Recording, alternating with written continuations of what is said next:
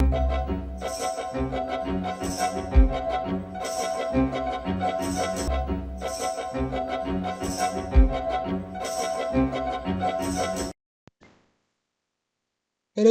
preview, welcome to Mr.Who Reviews. Today reviewing Simpsons, The Front. And in this, apparently it's a feeling like issues across his writing had become a bit stale. Like the episode they just finished watching just had a itchy hitting Scratchy in the back of the head with a mallet, but Scratchy was saying ow every time, and Scratchy, Itchy is laughing a little. Then they make it into a PSA telling kids not to do drugs. Yeah, even the Crossy saying he can do a better cartoon when on his butt, but stop for it. Yeah, because the camera's on. So I guess the two of them get the idea of writing their own Itchy Crafty episode. Bart gets inspired when he sees Homer cutting the hedges, and Homer actually cuts off the top part of Marge's hair and tries to get it to stick up and put a twig in the part they cut, then putting the part they cut off it on it. Yeah. And it's the idea they had was pretty good. So they said it in a barber shop, and this is the episode where they show Elvis sitting there across his head on the TV. And yeah, they sent this script to Roger Meyer Jr., the person in charge of the Itchy Scratchy Company. But he didn't really take them seriously because they're kids. And yeah, the part when he does that throwing stuff at one of the writers that worked from that went to Harvard was kind of good. So apparently to just decide to put their grandpa's name on it, and when he asks for his first name, he thinks they're getting his tombstone, and he somehow takes his boxers off without taking his pants off. Ugh, shut up. Anyway, with the B plot, Marge gets a invitation to her and Homer's high school reunion. Yeah, and Homer reveals that he never graduated high school before that. He has to confess that he has to ate Marge's fancy soaps for the bathroom. And I quite like that when Homer said with his class, he didn't pass remedial science 1A. Marge just says, and you're a nuclear technician. And Homer starts speaking Pig Latin, and Marge doesn't understand what he's saying. And they flung Latin too. Yeah. When they actually get to the high school reunion, the principal Dongler actually confuses Homer for a homeless guy. Yeah.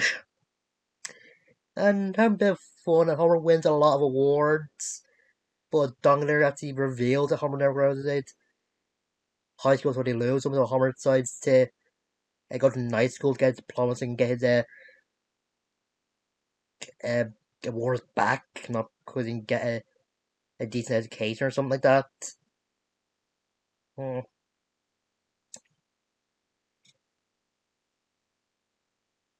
And yeah, some other good stuff with Abe with Rosemary's Jr.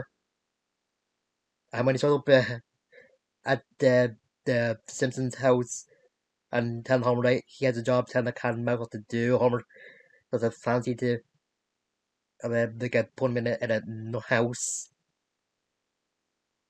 It kind of good. Yeah, he just makes a deal with Barley so that he'll split his check 3 ways while they write the episode for him. And there's a thing with Krusty when he gets a nickname, Pat, he starts licking it for some reason. And then there's another scene where he has a lot of them over his body and tries to melt from another one somewhere else. Yeah. And Robert dead Jr. has to bring Bradley to on a tour of the studio. And yeah, they do the Hanna-Barbera thing where they just repeat the same animation or background over and over again. And Robert Jr. is saying they do that to save money. Yeah, yeah. And yeah, Homer in high school, there's one or two good moments. Like it turns out Donglinger is teaching the class, saying that his wife passed away, so he thinks teaching will help his loneliness. And Homer is asking if that be on the test, and he's just freaking out when he sees Donglinger set fire to a donut to just test how sweet it is or something like that. And when he about to do his final test, Homer is just saying true or false, thinking that test was oral or something, and make a deal with his brain. And Abe gets nominated for an animation award, and Barry's go with him. And the award is presented by Chris the Clown and Brooke Shields. Yeah. And of course, they have to complain about the joke that one writer did. That make no sense. Hmm. And Abe actually sees the Asian Scratch episode that Barry's made, and when he actually gets the award, he starts giving out, thinking that the episode is just awful and thinking everybody else are sick for liking it. Yeah, this part was ends with Abe giving the kid the award, and Bart saying that you know what's another award, so again let's say delightful Billy Crystal's involved. And yet Homer somehow passed his tests, and he's thinking that the next time they go to their high school reunion, they have nothing to be embarrassed about. Then this cuts to Springfield in the future year of 2054, and Homer and Marge are all wrinkly, and when Homer says hi Dongler, Dongler just has a plunger on his head. Some does make him full circle since the beginning of the episode. Homer had a plunger on his head. Mm. Yeah, I think the decent episode has some good laughs. I don't know if the story or the meaning of the story or the message of the story was that clear. And I don't know what Robert Jr. was thinking about. Was that having Abe be only a writer for Itchy and Scratchy, and the whole company being on its being on his shoulders. Like yeah, but apparently since Ryan was good, but I think you need you probably need a lot more writers, like more kids or something. I don't know. And yeah, so Homer was kind of good, and it's the first appearance of Archie Ziff that didn't have the voice of the guy that voiced the Shelbyville plant owner, the stage director from when Marge was in